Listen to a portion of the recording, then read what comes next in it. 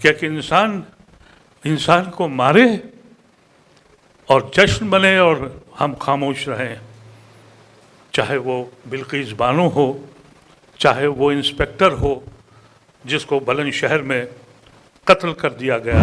علماؤں نے، جماعتوں نے یہ کوشش کری کہ ایک جماعت دوسری سماعت پر سبقت کیسے حاصل کرے، وہ اس میں مست رہا۔ مجھے نہیں معلوم کہ اللہ تبارک و تعالیٰ گھر میں بیٹھ کے وظیفے پڑھنے والوں کو جنت کا راستہ دکھائے گا یا اس شخص کو راستہ دکھائے گا جس نے نماز تو چھوڑ دی لیکن مظلوم کے لیے کھڑا ہو گیا اور مظلوم کے لیے آواز اٹھائی۔ مجھے نہیں معلوم ہے، میں جانتا نہیں ہوں کہ شریعت کیا کہتی ہے، لیکن دل یہی کہتا ہے۔ ہم کو لنچ کیا جاتا ہے کھڑے کھڑے، ہمارے کھانے پر، ہمارے بولنے پر کوئی آتا نہیں۔ خواتین و حضرات، اسٹیج پر بہت اہم شخصیت موجود ہیں اور اس سے زیادہ اہم لوگ میں سامعین میں سامنے دیکھ رہا ہوں۔ میرا تو تصور یہ ہے کہ ایسی محفلوں میں اور ایسی مجلسوں میں اسٹیج نہیں ہونا چاہیے۔ ہم نے دہلی میں جب اس کی بنیاد ڈالی تو کوئی اسٹیج نہیں سجایا، اس لیے کہ ہر ایک شخص اپنے میں انجمن ہے۔ میں دیکھ رہا ہوں ایسے حضرات آج یہاں موجود ہیں، میرے پاس وہ الفاظ نہیں ہیں جس سے میں ان کا شکریہ ادا کر سکوں۔ میں تقریر کرنے نہیں آیا، لیکن ایک سوچ لیے آئی۔ تعلیم کی بھی بات ہوئی، الیکشن کی بھی بات ہوئی۔ ہمارے ایک ساتھی بہت جذباتی تقریر کر کے چلے گئے، تو کوئی شخص اگر ایسی سنجیدگی گفتگو میں بیٹھ نہیں سکتا، ہم اس سے کیا توقع کریں؟ یہ بیٹھنے کا وقت ہے، یہ فکر کرنے کا وقت ہے۔ میں آپ کے پاس اس لیے آیا ہوں کہ میرے دل میں جو درد ہے میں جانتا ہوں وہ آپ کے دل میں بھی ہے۔ میں جانتا ہوں کہ ایک قوم، پوری ملت خوف و ہراس میں ہے، ڈری ہوئی قوم ہے، اور ڈری ہوئی قوم کا جو انجام ہوتا ہے وہ آپ نے اسی ملک میں دلتوں کو دیکھا ہے اور یہاں کے آدیواسیوں کو دیکھا ہے۔ یہ جو حکومت چل رہی ہے یہ آپ کو ڈراتی ہے، آپ کو خوف زدہ کرتی ہے۔ مجھے یہ درد اٹھا، یہ فکر ہوئی کہ میری قوم خوف زدہ ہو گئی ہے۔ میں اپنے سکھ بھائیوں سے ملا اور سکھ بھائیوں نے مجھے گردوارے میں بلایا، مجھ سے کہا کہ یا تو آپ مسلمان نہیں ہیں یا آپ کی تاریخ غلط ہے۔ میں حیرت میں پڑ گیا، کہا کہ اتنی بزدل قوم تو ہم نے دیکھی نہیں، ہم 2 کروڑ 20 کروڑ کی طرف دیکھ رہے ہیں۔ اس وقت یہ احساس ہوا کہ یہیں ڈوب کے مر جائیں۔ اس کی وجوہات کیا ہیں؟ اس کی وجوہات صرف یہ ہیں کہ یہاں جو ہمارے ملی تنظیمیں ہیں انہوں نے لڑائی لڑی اور انہوں نے بہت شدت کے ساتھ کوشش کری، لیکن انہوں نے ان حضرات کو اپنے ساتھ جوڑنے کی کوشش نہیں کی جو ان کی طرح اتنے داڑھی نہیں تھی، تقویٰ نہیں تھا، عبادت اتنی نہیں تھی۔ وہ دنیا کے کامیاب ترین انسان تھے، ان سے پرہیز کیا۔ ایک خلا پیدا ہو گئی ان دانشور حضرات میں اور ان علماؤں میں، ایک دوسرے سے دوری ہوتی چلی گئی۔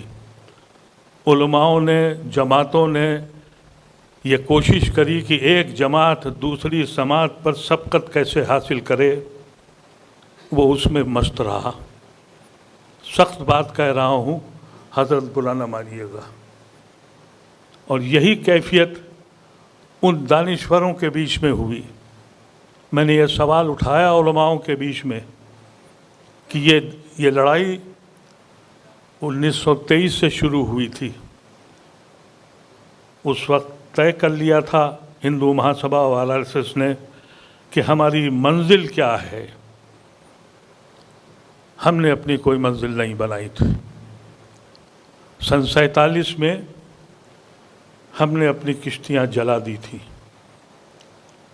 और ये कहा था कि हम सांझी विरासत में रहेंगे, उस आइन के साथ रहेंगे जिसने हमको अब बराबरी का हक दिया है। आइन रोज़ टूटता रहा, हम खामोश रहे। हमको फिक्र सिर्फ उस वक्त हुई जब हम पे जुल्म हुआ, लेकिन जब इंसानियत लरज़ उठी तो हम नहीं बोले, इसलिए कि यह हमारा मसला नहीं था, ये गैर मुस्लिम का मसला था। इन आँखों ने खुद देखा है। मेरी सेहत बीच में बहुत ख़राब हुई। मैंने देखा कि जब ये शुरुआत हुई और लिंचिंग शुरू हुई और हमको सियासी पार्टियों ने यह कह के छोड़ दिया कि ये कैटलिस्ट हैं, बोझा हैं, अगर इनके साथ गए तो हिंदू वोट बढ़ जाएगा, ये तो मजबूर हैं बीजेपी के ख़िलाफ़ हमें वोट देने के लिए, ये जाएंगे कहाँ। उस वक्त दिल्ली में जंतर मंतर पे जो डिमॉन्स्ट्रेशन होते थे हमारे हिंदू भाइयों के, 500 और 1000 गैर मुस्लिम कहता था कि नाजायज़ जुल्म हो रहा है मुसलमानों के साथ। मुसलमान होते थे 800 में 10 और 15, और हमारे मौलवी हजरात कहते थे ये परकटी औरतें हैं, ये लेफ़्ट के लोग हैं, ये वो लोग हैं जो दीन के बड़े करीब नहीं हैं। मुझे नहीं मालूम कि अल्लाह तबारक व तआला घर में बैठ के वजीफ़े पढ़ने वालों को जन्नत का रास्ता दिखाएगा या उस शख्स को रास्ता दिखाएगा जिसने नमाज तो छोड़ दी लेकिन मजलूम के लिए खड़ा हो गया और मजलूम के लिए आवाज़ उठाई। मुझे नहीं मालूम है, मैं जानता नहीं हूँ कि शरीयत क्या कहती है, लेकिन दिल यही कहता है कि इंसान को मारे और जश्न बने और हम खामोश रहें, चाहे वो बिल्किस बानो हो, चाहे वो इंस्पेक्टर हो जिसको बुलंदशहर में कत्ल कर दिया गया। मैंने देखा कि एक मुसलमान वहाँ नहीं गया। मैं ये नहीं कहता कि मैं अकेला गया, लेकिन मैं गया, उसके घर वालों से मिला, उसके दर्द में शरीक हुआ। एक बड़ा जलसा वहाँ मुनक़द हो रहा था तबलीगी जमात का, वहाँ फसाद करने के लिए ये हजरात गए थे। एक गैर मुस्लिम दरोगा ने अपनी जान दे दी, हमने नहीं कहा कुछ। आज ये वक्त आ गया है कि हम अछूत से बदतर हैं। अगर किसी कौम ने यहाँ पर अपनी शिनाख्त पहचानवाई है तो यहाँ के अछूत या यहाँ के दलित हजरात हैं। अगर दलित को बेंत पड़ते हैं तो पॉलिटिकल पार्टीज़, हर पॉलिटिकल पार्टी वहाँ पहुँचती है। हमको लिंच किया जाता है खड़े खड़े, हमारे खाने पर, हमारे बोलने पर कोई आता नहीं है।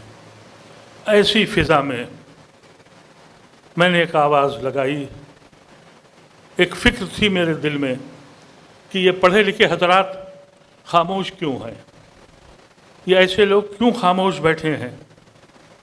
सबसे पहले मुझे इसी शहर में बुलाया गया और मैंने यहीं से एक फ़ैसला किया कि मैं अपने उन दानिश्वरों के बीच जाऊंगा, उन एमिनेंट लोगों के बीच में जाऊंगा जिनको अल्लाह तबारक व तआला ने हर तरह से नवाजा। मेरा यकीन है कि मेरा अल्लाह मुझसे ज़रूर पूछेगा कि तुमको दौलत दी, इज़्ज़त दी, शोहरत दी, तुमने मेरे लिए क्या किया। तो ये सवाल मैंने अपने भाइयों से भी किया जो ज़िंदगी के कामयाब दौर से गुज़र चुके थे। एक प्लेटफार्म क्रिएट किया।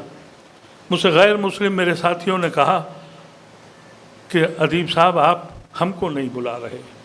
मैंने कहा मेरे दर्द को आप क्या समझेंगे, आपके बग़ैर तो मेरा तसव्वुर भी इस मुल्क में नहीं है, और आप अब जहाँ खड़े हैं आपका भी तसव्वुर मेरे बग़ैर अब नहीं है, क्योंकि आप भी अब देशद्रोही हो चुके हैं। पहले हम अपनी कौम के पैर तो खड़े कर दें।